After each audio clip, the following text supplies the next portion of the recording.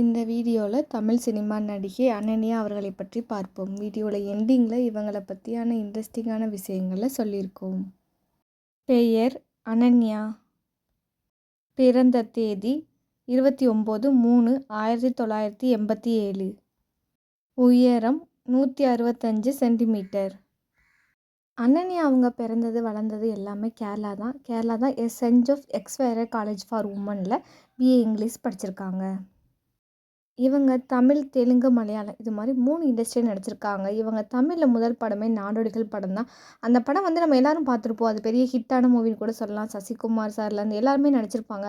அதில் இவங்க சசிகுமாரும் இவங்களோட லவ் ஸ்டோரியாக இருக்கட்டும், அதில் காமெடி, அதில் இவங்களோட அழுகை, இவங்களோட ரியாக்ஷன் எல்லாமே சூப்பராக இருக்கும். நாடோடிகள் மூவிக்கு அப்புறம் இவங்களுக்கு மலையாளமாக இருக்கும், தெலுங்கு 2 இண்டஸ்ட்ரியிலுமே இன்னும் பேர் புகழும் அதிகமாக ஆயிடுச்சு இவங்களுக்கு. அதுக்கப்புறம் தான் இவங்க ஆனந்தபுரத்து வீடு, அது ஒரு பயங்கரமான மூவின்னு கூட சொல்லலாம். சின்ன கதாபாத்திரத்தில் அழகாக நடிச்சிருப்பாங்க. நம்ம எல்லாரோட ஃபேவரட்டான மூவின்னு கூட சொல்லலாம். எங்கேயும் எப்போதும்.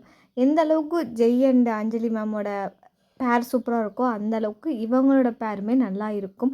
உன் பேரே தெரியாத அந்த சாங்காக இருக்கட்டும், அவரை நம்பிக்கையே இல்லாமல் அவர் கூட ட்ராவல் பண்ணுறது, அதுக்கப்புறம் அவங்களுக்குள்ள ஒரு லவ் ஸ்டோரி வர்றது எல்லாமே சூப்பராக இருக்கும். அதுக்கப்புறம் தனுஷ் சார் கூட சீதன் என்ற மூவியில் நடிச்சிருப்பாங்க.